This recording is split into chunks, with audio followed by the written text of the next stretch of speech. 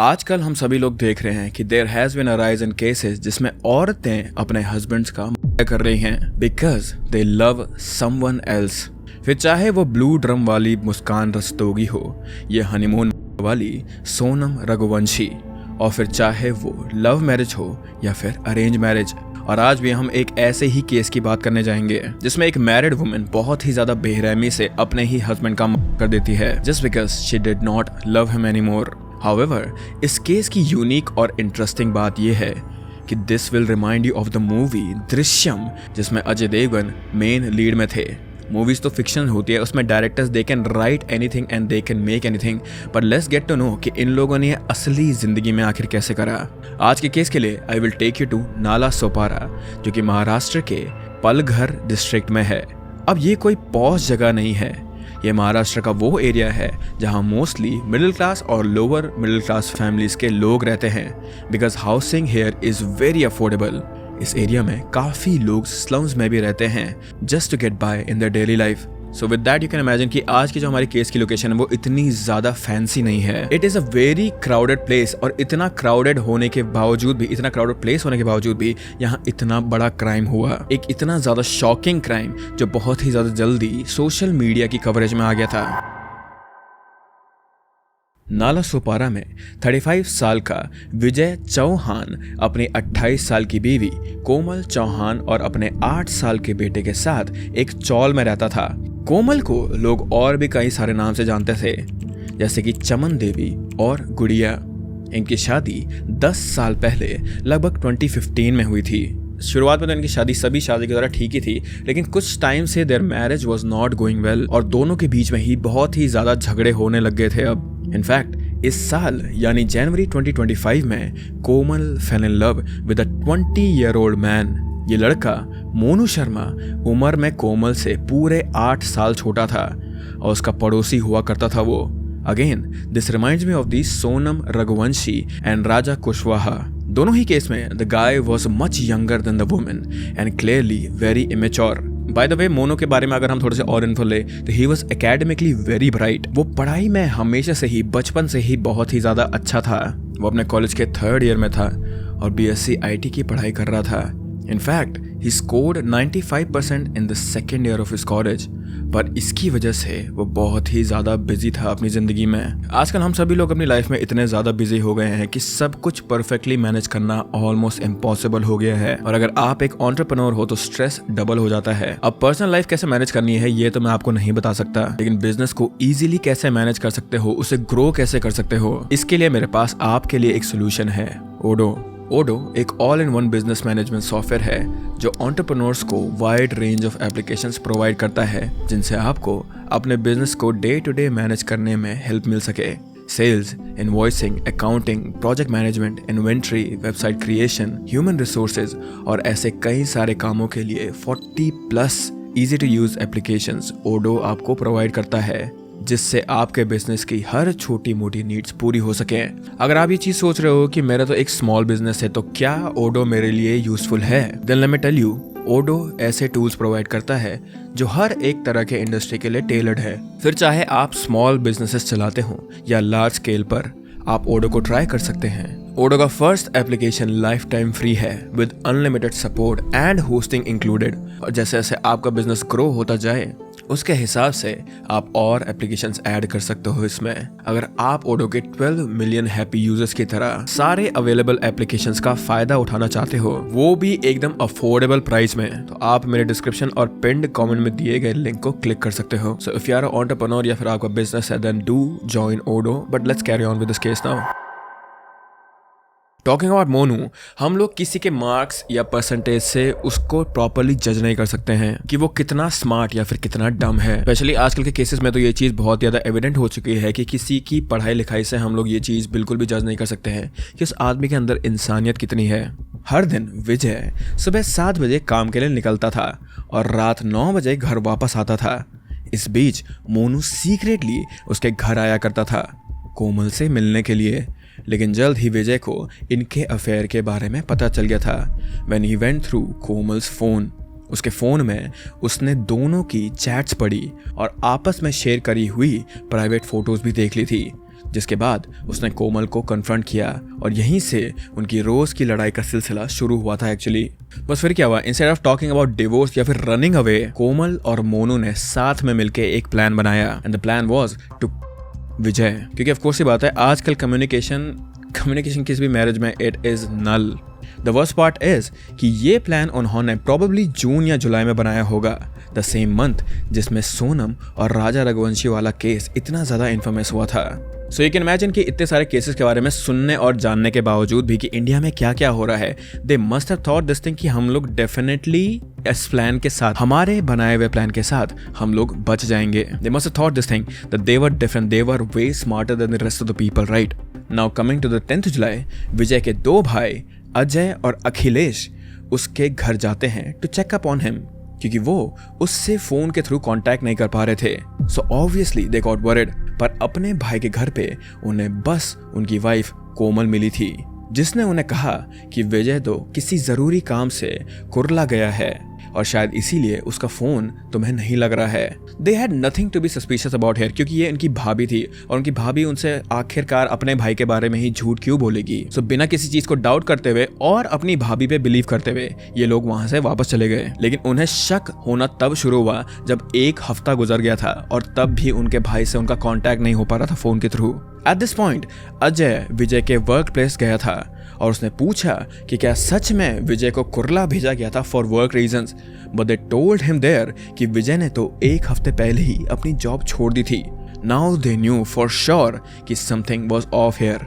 अब 1 हफ्ते बाद अराउंड 19th of July उन्होंने कोमल को फिर से कॉल किया to ask about their brother, but अब उसका भी फोन स्विच ऑफ आने लगा था। सो नाउ अखिलेश ने एक मिसिंग पर्सन्स रिपोर्ट फाइल कर दी थी और दोनों भाई वापस विजय के घर आ गए थे। This time they did not even find Komal there. तब पड़ोसियों से पूछने के बाद उन्हें पता चला कि 2 दिन से कोमल भी घर से गायब थी। अब क्योंकि अपने भाई से बात करे हुए उन्हें अब 2 हफ्ते से भी ज्यादा बीत चुके थे, सो दे थॉट कि enough is enough now and this time they went inside the house to look for clues. और सबसे ऑड चीज जो उन्हें अंदर जाके लगी वो ये थी कि घर के एक रूम की आधी टाइल्स डिफरेंट थी। इट लुक लाइक कि किसी ने पूरे रूम की नहीं, बस रूम के एक हिस्से की ही कुछ टाइल्स रिसेंटली बदली थी। By the one more thing over here, जो विजय के 2 भाई थे अजय और अखिलेश, उनमें से एक अजय को पता था, ही न्यू अबाउट दिस थिंग कि यहाँ पे इनके घर में टाइलें चेंज हुई हैं, पर इसके बारे में हम लोग आगे बात करेंगे। नाउ इस पॉइंट पे they were already assuming, they were already thinking about the worst things. ना उनके भाई का आता पता था और अब तो उनकी भाभी भी गायब हो गई थी घर से। सो घर में सबसे ज्यादा सस्पिशियस चीज जो उन्हें लगी थी ये tiles, they decided to remove them. जैसे जैसे वो टाइल्स हटाते गए उन्हें काफी गंदी और रॉटन सी स्मेल आने लगी, जो कि सबसे बड़ा इंडिकेशन होता है कि आसपास एक डिकम्पोजिंग बॉडी है। Now they alerted the authorities. Police की टीम जब वहां पहुंची और टाइल्स के नीचे फर्दर खोदा गया तो they found wrapped in plastic, they found Vijay there. जब ये खबर बाहर निकली तो सभी ने इस केस को दृश्यम मूवी से कंपेयर किया।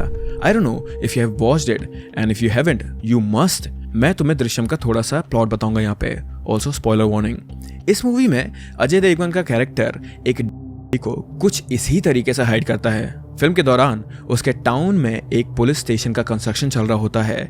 इस सिचुएशन को यूज करते हुए अजय देवगन का कैरेक्टर इसी कंस्ट्रक्शन साइट पर को छुपा देता है, because who would look under a police station, right? And that's what the killer must have thought here कि घर की टाइल्स के नीचे या फिर घर के नीचे कौन ही को ढूंढेगा। हाउएवर कोमल और मोनू के केस में इन्होंने पहले तो को ही घर के नीचे दफनाया था और दूसरा जिन टाइल्स से उन्होंने उस स्पॉट को कवर किया था उनसे इजीली पता चल रहा था कि इट्स अ ऑड स्पॉट। नई टाइल्स काफी इजीली पुरानी टाइल्स से अलग दिख रही थी यहाँ पे, so it was very easy to spot here. Now जैसे ही मिली इन लोगों को विजय की, सबसे पहला शक सबका कोमल पे ही गया, क्योंकि वो ही थी लास्ट जो कुछ दिनों से गायब थी और वो ही थी लास्ट जो घर में थी। आसपास के लोगों ने ये तक नोटिस कर लिया था कि उनके पड़ोस से एक और आदमी उतने ही टाइम से गायब था, जो कि ऑफ कोर्स ही बात था मनु शर्मा।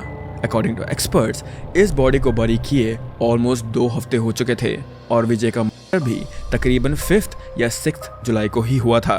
बॉडी मिलने के अगले दिन यानी 22 जुलाई को पुलिस ने कोमल और मोनू को अरेस्ट कर लिया था, जो कि साथ में भाग के इस टाइम पर पुणे पहुंच चुके थे। At the time of arrest Komal के साथ उसका बेटा भी मौजूद था, जिसकी वजह से ही पुलिस इन्हें पहचान पाई थी और ढूंढ पाई थी। नाउ यहाँ पे इन दोनों को पकड़ने के बाद बहुत ज़्यादा इंटरेस्टिंग चीज़ हुई। एक जब इन लोग का इंटेरोगेशन हो रहा था, कोमल और मोनू का इंटेरोगेशन हो रहा था, तब ये दोनों एक दूसरे को बचाने के बजाय एक दूसरे को डिफेंड कर रहे थे। एक तरफ कोमल का कहना था कि उसने अपने पति को खाने में जहर मिलाकर उसकी हत्या कर दी थी और मोनू का इस क्राइम में कोई लेना देना नहीं था। वहीं दूसरी तरफ मोनू का कहना था कि एक दिन वो गलत टाइम पर कोमल से मिलने उसके घर चले गया था, जब केवल विजय ही वहाँ था। इसके बाद दोनों में काफ़ी लड़ाई और बहसबाजी हुई, जिस बीच ही strangled Vijay and him. Monu ने अंत में पुलिस को यही दोहराया कि वो कोमल से बहुत प्यार करता है एंड शी वॉज इनोसेंट। सजा बस उसे ही मिलनी चाहिए थी। दोनों के स्टेटमेंट्स पुलिस को बिल्कुल भी कन्विंसिंग नहीं लग रहे थे। उनका कहना है कि इट्स नॉट पॉसिबल कि मोनू अकेला ही विजय से भिड़ गया होगा, to the point that he murdered him, since physically Vijay was taller and stronger than him. For now उनका बेस्ट केस यही है कि शायद कोमल ने पहले अपने हस्बैंड को खाने के साथ स्लीपिंग पिल्स दी और फिर may be they him in his sleep, जिसके बाद दोनों ने मिलके उसकी बॉडी को ठिकाने लगाया। नाउ कमिंग बैक टू विजय's बॉडी, यहाँ पे एक और बहुत ज़्यादा शॉकिंग और एक बहुत ही ज़्यादा हार्ट ब्रेकिंग चीज़ बाहर आई थी। मर्डर करने के बाद भी कोमल और मोनू दोनों इतने ज़्यादा शेमलेस थे कि उन्होंने विजय के भाई की ही मदद ली उसकी बॉडी को दफनाने में, और ये भाई था अजय। जब इन दोनों का प्लान विजय की बॉडी को घर में ही दफन करने का बना, तब इन लोगों ने कुछ वर्कर्स को बुलाकर घर के अंदर ही खुदाई करने का काम दिया उन्हें। पड़ोसी का कहना है कि जब आसपास के लोग नोटिस करने लगे तो कोमल टोल्ड देम कि उनके वॉशरूम में क्लॉगिंग की दिक्कत आ गई है, जिसके कारण वो खुदाई करवा रही थी वहाँ। अब जब ये पिट खोलकर वर्कर्स वहाँ से चले गए, तब कोमल और मोनू ने मिलकर विजय की बॉडी को वहाँ दफनाना शुरू कर दिया था और पिट को वापस इन्होंने मिट्टी से कवर कर दिया था। However they knew that this thing would raise suspicion, तो अब उनका नेक्स्ट कोर्स ऑफ एक्शन था इस एरिया को वापस से टाइल से कवर करने का, जिसके लिए they called Vijay's brother Ajay, जो कि एक डेली वेज वर्कर है। अब अजय को बुलाने का मकसद या तो खुद के पैसे बचाने का रहा होगा या पड़ोसियों का सस्पिशन मिटाने का रहा होगा, और may be both in this case. But imagine this thing कि उसने अपनी भाभी समझ के कोमल की हेल्प करी थी वहां पे, बिना ये जाने कि उस वक्त वो अपने भाई की ही बॉडी को छुपाने में उनकी मदद कर रहा था। जो भी उसकी स्टेटमेंट बाहर आई है उससे ही सीम्स वेरी डिसहार्टेंड, क्योंकि उसे पता ही नहीं था उस टाइम पे कि क्या हो रहा है वहां पे। और इस केस में एक और ये चीज भी बाहर आई है कि विजय के मारने के पीछे सिर्फ लव ट्रायंगल या फिर सिर्फ ये लव अफेयर ही नहीं था, उसके पीछे इन दोनों का मोटिव ये भी था कि फाइनेंशियल गेन का। विजय को रिसेंटली किसी इंश्योरेंस के 6 लाख रुपए मिले थे और कोमल और मोनू की नज़र इन्हीं पैसों पर भी थी, ताकि वो अपनी एक नई लाइफ स्टार्ट कर पाएं। तो जब ये दोनों घर से भागे, वो विजय का फोन भी साथ में लेकर गए थे ताकि OTP के थ्रू वो उसके बैंक अकाउंट एक्सेस कर पाएं। बढ़िया, इस केस में इन्वेस्टिगेशन अभी भी आगे जारी ही है। नाउ इस केस में एक बहुत ज़्यादा अजीब सा क्वेश्चन ये रेज होता है कि, क्वेश्चन नहीं बोलूँगा मैं, एक बहुत ज़्यादा अजीब सी चीज़ यहाँ पे ये रेज होती है कि क्या are people getting inspired by the movies. जैसे बुजुर्ग लोग बोलते हैं ना कि गेम्स को खेल के बच्चे वायलेंट हो जाते हैं, तो are people they are getting inspired by, या फिर जो भी बोल लो, बाय द मूवीज कि कैसे कत्ल करना है, कैसे कत्ल को छुपाना है, या फिर लोग इतने ही घटिया हैं दुनिया में कि दे विल डू एनीथिंग और ये चीज़ बस उनके लिए एक जरिया थी करने की। डू लेट मी नो कि आप लोग इस बारे में क्या सोचते हो।